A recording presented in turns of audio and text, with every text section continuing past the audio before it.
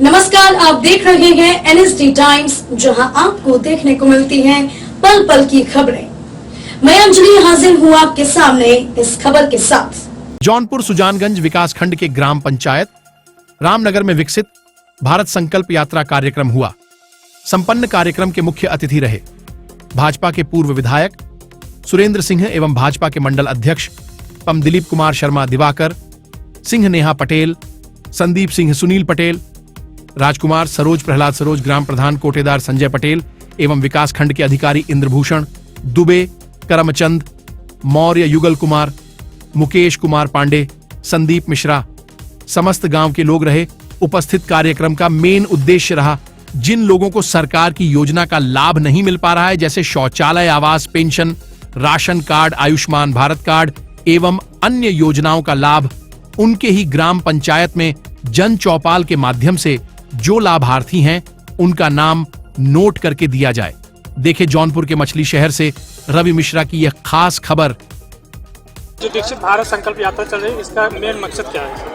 मेरा नाम सुरेंद्र प्रताप सिंह है। मैं जौनपुर से विधायक रहा हूँ भारतीय जनता पार्टी।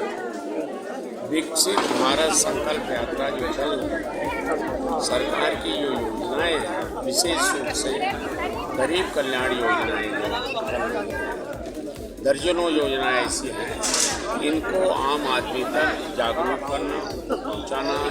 पात्र हैं फिर भी इन योजनाओं के लाभ से वंचित हैं, उनको लाभ दिलवाना। इसीलिए सरकारी कर्मचारी इस कार्यक्रम में आए हुए हैं। वो लोगों से संवाद करके और योजना की बारीकियों को बताते हैं, पात्रता किनकी है ये भी बताते हैं, और जो पात्र रहते हैं भी अभी योजना से वंचित हैं, उनको इसका लाभ ये कार्यक्रम कितने दिन तक चलेगा? अभी ये कार्यक्रम 26 कब से शुरू हुआ था? ये 2 महीने पहले से शुरू हुआ था।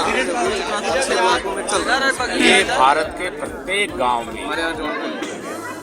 ये मोदी की गारंटी वाली गाड़ी जाएगी। विकसित भारत का संकल्प जो सपना देखा है मोदी जी ने आज़ादी के 100वें साल तक 2047 तक, तब तक भारत विकसित हो जाए, दुनिया के किसी देश से पीछे न रहे। हर दृष्टि से विकास के जो भी विकसित देश के मापदंड हैं, उन मापदंडों को भारत पूरा कर ले, ये हमारी सरकार का लक्ष्य है, मोदी जी का लक्ष्य है, भारतीय जनता पार्टी का लक्ष्य है। और उस दिशा में हम आगे बढ़ रहे हैं और तेजी से आगे बढ़ेंगे। उसमें पूरे 140 करोड़ देशवासियों का सहयोग, सक्रिय सहयोग, समर्थन और आशीर्वाद। इस कार्यक्रम में किस किस विभाग के अधिकारी मौजूद हैं, कर्मचारी? अभी तो आपने देखा होगा, पंचायत से संबंधित हैं, स्वास्थ्य के हैं, ग्रामीण विकास के हैं, कृषि विभाग के हैं। महत्वपूर्ण योजनाएं जिन जिन विभागों की चल रही हैं गरीबों के कल्याण के लिए, ये आपूर्ति विभाग के हैं जहाँ से राशन सप्लाई होता है। लगभग सब विभागों से रहते हैं, कहीं कहीं अपनी विशेष कारणों से, अपने कारणों से नहीं आ पाते, कर्मचारी नहीं आ पाता, लेकिन सबको आना चाहिए, भाग लेना चाहिए। जनता जनार्दन से सीधे संवाद होता है, उनकी कठिनाइयों को जानने का अवसर मिलता है। ये हम लोगों के लिए बहुत पुण्य का काम है, जनता के सेवा कर सके। सेवा हमारी सरकार का लक्ष्य है, जनता की सेवा। Thank you sir. 5% ब्याज लगता है, जबकि यहाँ कोई गारंटी नहीं देनी है। मोदी जी की गारंटी पे वो लोन होना। मेन उद्देश्य हम लोगों की इस विकसित भारत संकल्प यात्रा का यही है कि चौपाल में जो भी आपको योजनाओं का लाभ नहीं मिल पाया है, यदि कोई व्यक्ति छप्पर में रह रहा है, अब तक आवास नहीं मिल पाया है, आप यहाँ लिखाएंगे तो जांच करा के यदि आप सही में छप्पर या कच्चे मकान में रहते हैं तो आपको मकान मिलेगा। मैं बहुत कुछ न कहते हुए, इस कार्यक्रम में हमारे मुख्य अतिथि माननीय विधायक जी सुरेंद्र सिंह जी हैं। मैं आपसे आग्रह करता हूं कि आप हम सभी का प्रधानमंत्री की योजनाओं के बारे में और इन सभी जो चौपाल लगा है विकसित भारत संकल्प यात्रा का, हम लोगों का मार्गदर्शन करें। माननीय विधायक जी। यात्रा जो पूरे देश में गांव-गांव घूम रही है, जिसे हम साधारण शब्दों में मोदी की गारंटी वाली गाड़ी कहते हैं, आज आपके गांव में पहुंची है और इस कार्यक्रम में उपस्थित भारतीय जनता पार्टी सुजानगंज मंडल के हमारे अध्यक्ष आदरणीय विवेक शर्मा जी, हमारे उपाध्यक्ष दिवाकर सिंह जी, महामंत्री संदीप जी, हमारे मीडिया प्रभारी सुनील जी, हमारी उपाध्यक्षा सुश्री नेहा पटेल जी, हमारे पार्टी के बूथ अध्यक्षगण, यहाँ योजनाओं की विस्तृत और बहुत गहराई से जानकारी जिन बंधुओं ने दिया हमारे ब्लॉक के, हम सब लोगों के परिचित होंगे। सब लोगों ने अपने अपने विभाग की जानकारी दिया। इस कार्यक्रम में उपस्थित कम संख्या में माताएं बहनें और जगहों पर 99% माताएं बहनें थी। बड़े बड़े कार्यक्रम हुए हर गांव में और उनके साथ हमारे गांव के सम्मानित नागरिक बंधु। बहुत कुछ बताना नहीं है, यहाँ सब लोगों ने बता दिया। जब से आदरणीय नरेंद्र मोदी जी इस देश के प्रधानमंत्री हुए हैं, प्रधानमंत्री बनते समय उन्होंने अपने सरकार की प्राथमिकता घोषित किया था। उन्होंने कहा था कि हमारी सरकार की प्राथमिकता है गरीब व्यक्ति, गरीब महिला, गरीब परिवार। जो आजादी के इतने साल बीत जाने के बाद, 65-70 साल बीत जाने के बाद भी अभी बहुत कठिनाई में जी।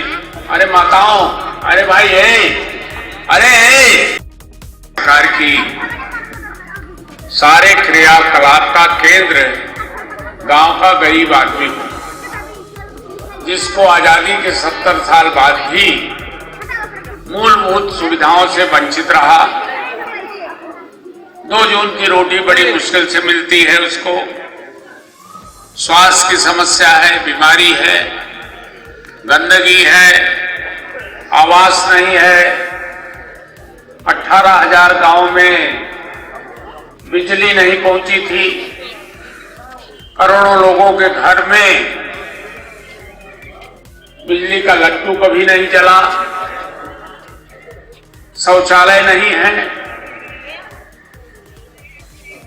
इन सब मूलभूत जरूरतें जो हैं गरीब आदमी की, उसको उपलब्ध कराना हमारी सरकार की प्राथमिकता हो।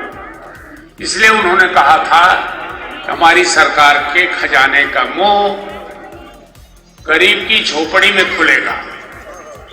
सर्वाधिक ध्यान हमारा गरीब को सुखी, संपन्न, सम्मान के साथ जीने का अधिकार देने का काम हमारी सरकार भैया हमारी सरकार करे। क्योंकि आप सब लोग जानते हैं नरेंद्र मोदी एक बहुत निर्धन परिवार से आई हुई व्यक्ति।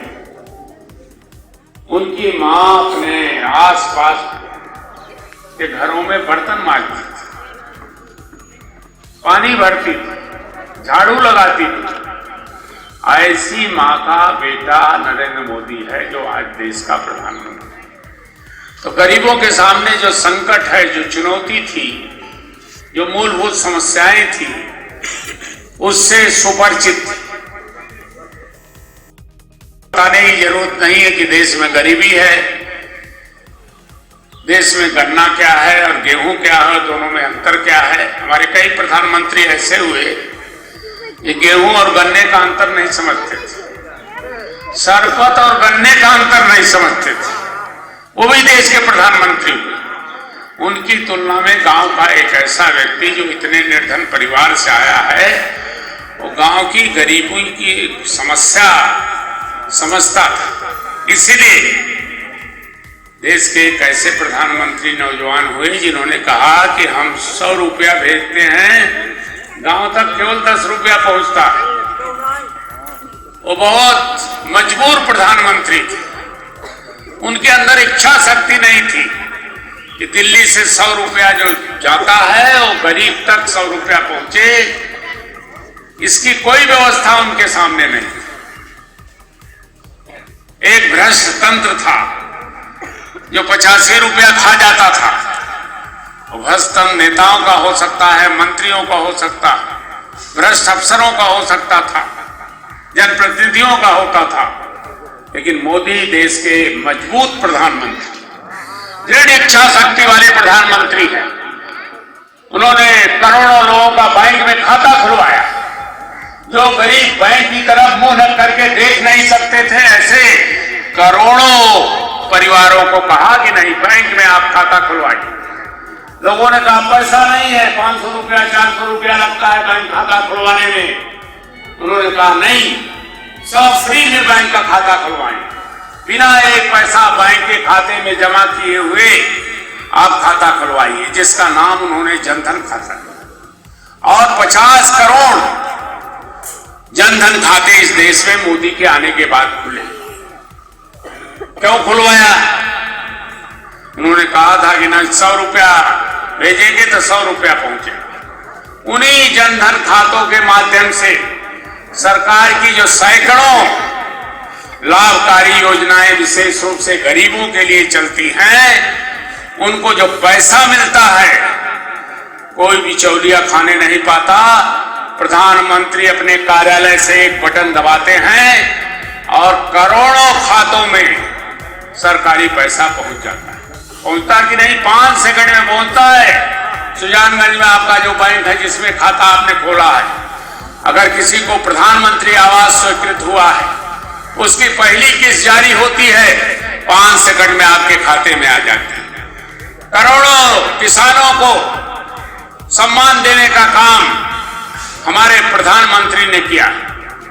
करोड़ों किसानों को की मजबूरी जो हुआ करती थी, खाद और बीज देना है, जब बुआई करनी है, जब खाद देना होता था, किसान के जेब में पैसा नहीं है, इधर उधर ताकता था, पड़ोस से मांगता था, उधार लेता था।